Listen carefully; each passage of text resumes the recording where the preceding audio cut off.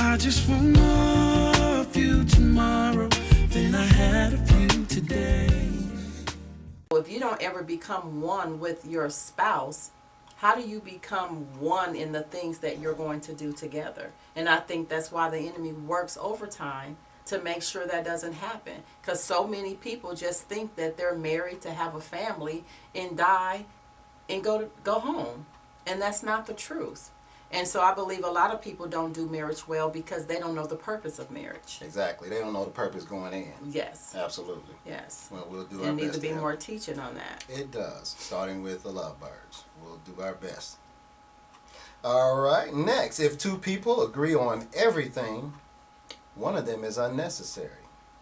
I mean, now we know everybody who heard that knows that That's the truth. that's the truth. I mean, you're not going to agree on everything. Most couples spend most of their marriage trying to make the other one become them. Oh, you twist them. Okay, twist them. Work with it.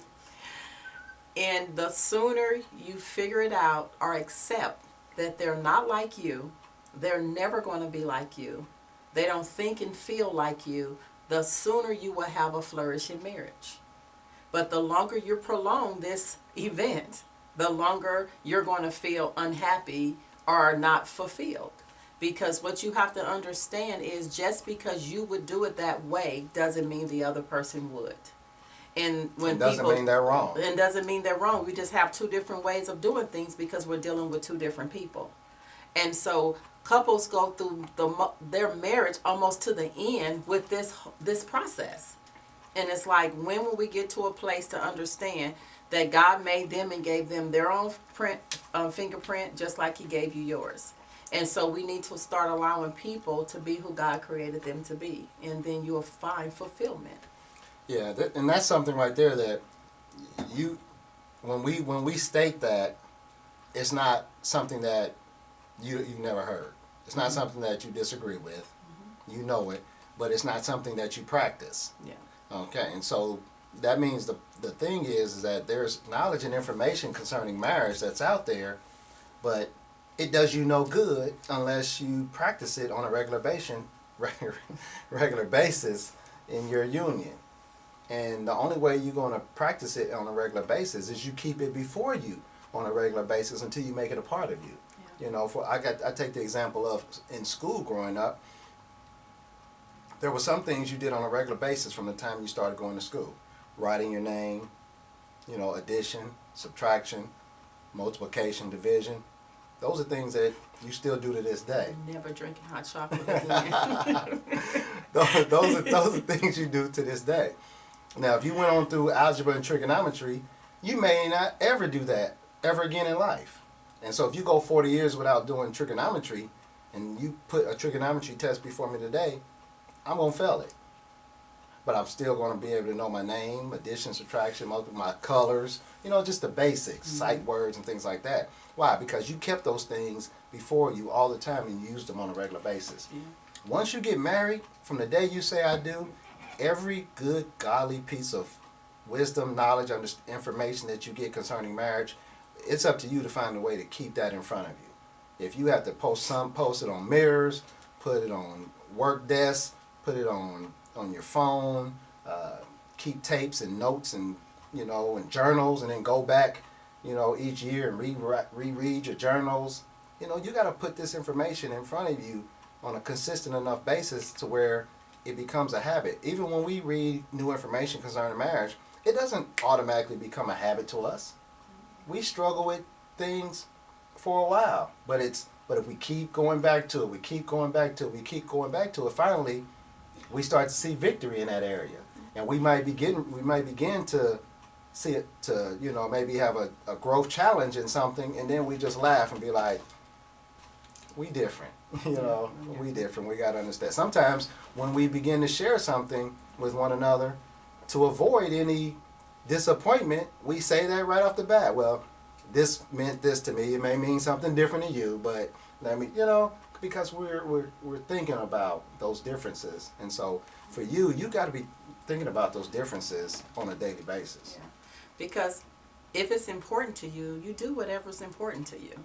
Yep. So if you never do nothing concerning marriage, you cannot convince me it's important to you. Man, I keep trying to be nice, and you keep dropping these hammers on the people. Because you're you, and I'm me. Hey, I can't argue with you. You're telling the truth. You know, and so when people tell me, I say they come to counseling, and when the last time you read something on marriage, they tell me sometimes never, or they say probably a couple of years ago. You can't convince me that that's important to you. Because if you don't show up at your job for a year, well, it ain't even going to take you that long. It's going to take you a couple of days, and you're not going to have one. And so if you can't do that in other things, if you don't go within a year or 2 years to get your license renewed, you're going to lose them. If you don't go to school and complete it, then you won't have a college or high school. You won't have any of these things. You just won't have that. So why do you think that you can walk into marriage and then take it and put it on the shelf and expect to get good results? And for this thing to work out, it's just not going to happen. It's not going to happen. Not going to happen. That was some double great advice to me, what you just said there, because it's true with everything you're saying about marriage, but you also mentioned if you, after 2 years, you don't go get your license renewed, you're not going to use your license. Mine's is coming up next month, so that was a good reminder that I need to get my license renewed before December 20th. Yeah. You know, that's another shameless plug. Put that in your phone. 'Cause that's my birthday. Yeah. You know, so Okay. for all those people who want to send lovebirds, millions of dollars for my birthday, that's December 20th. Let's get into, are we getting too comfortable with each other? I said I was going to get through all this, and I'm probably not, but I'm sorry. Part 2. Yeah, there'll have to be a part 2. So, are we getting too comfortable with each other? Let me read it from your notes here. Roll up here. All right. Now, I'm going to read this real quickly because this kind of sets the table for our listeners.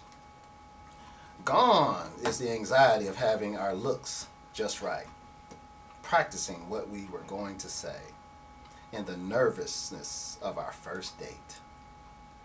Time has passed and the union has grown.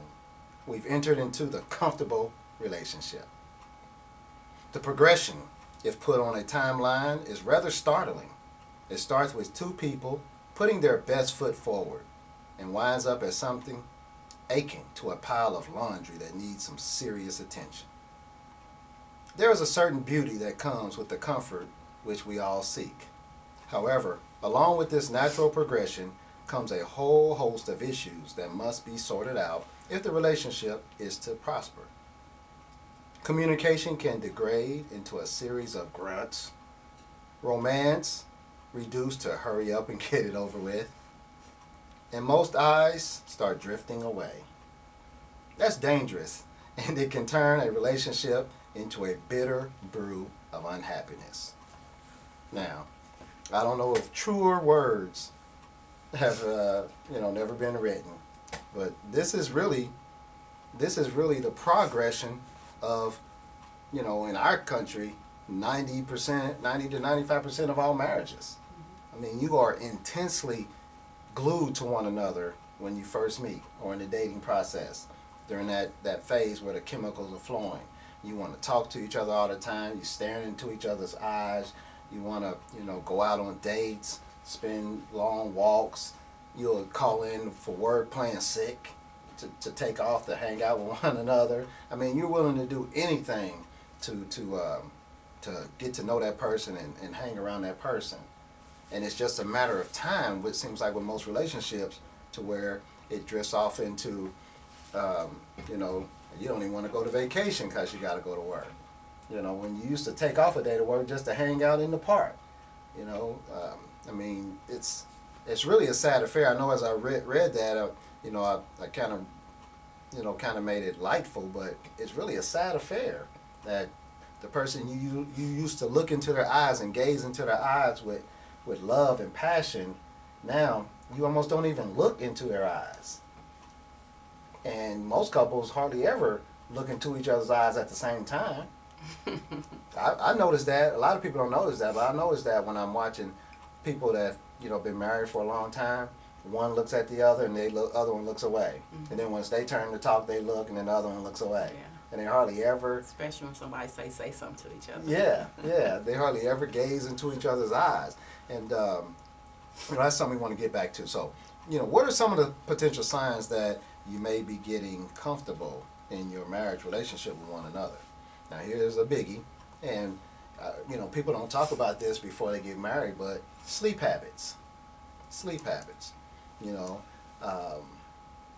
Snoring. Some people, snore really bad. Some people are restless sleepers. They move around and, kick their legs and things like that. Some people talk in their sleep. All kind of issues come up. Some people run from animals in their sleep.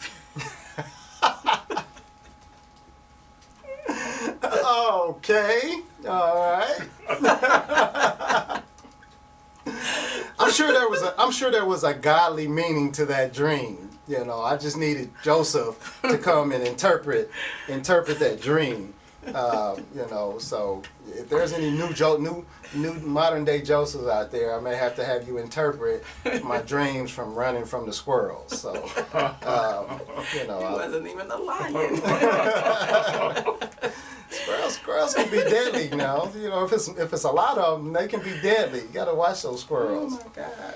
But there's a lot of habit, and so what'll tend to happen is, a little by little, want to start sleeping in another room, or want to start sleeping on a couch, or sleep if you have the space, sleeping in another bedroom, and that's the beginning of bad signs, because after a while, you're always sleeping in another room. Yeah, the moment you get used to that, you are in a serious place. You are in a very, very serious place in your relationship. And if you don't get help, you will be comfortable without them at all. And so I remember when you worked nights, I told you I didn't Third shift. Yeah, I said I didn't sign up for this. I didn't sign up to sleep by myself. And we prayed, and within 1 year you were off of that job. But I had women telling me, girl, I enjoy when he's not there. I get to have the bed all to myself, and I get to stretch out, and I'm just looking at them like I will never come into agreement with that. I didn't sign up for that. And so whenever you get to that place and you're comfortable with your spouse always being gone and not never there, and you can just enjoy all of your time just to yourself, I just don't look at that as a flourishing relationship. No, your marriage connection has taken a major hit, and you don't even realize it. Yeah. You don't even realize it. Yeah, that's a bad thing. So, if you're in that situation, then you have to look at some things that you can do about whatever the issues that are causing, the problems with the sleep habits. Mm-hmm. It could be I like going to bed late. She likes going to bed early. Well, you got to make some compromise. Maybe she can stretch it out a little bit, and you can bring it in a little sooner. You have to make some compromises. Get in the bed, go to sleep with her. Once she's sleeping, snoring, and comfortable, then get up if you feel that you need to get up. Just don't get up and be doing nothing stupid. Absolutely. Absolutely. Be praying or reading the Bible or something. Don't be doing nothing that's affecting your marriage in a negative way. But you have to make some adjustments if there's some bad snoring habits. There's things people putting out on the market. I mean, you might have to wire their jaw open and put a mask on that holds their nose open or something, some people just got to roll them over, or whatever you got to do. I'm not the expert on the sleep habits, but whatever you have to do, you need to work it out so that, you can sleep together.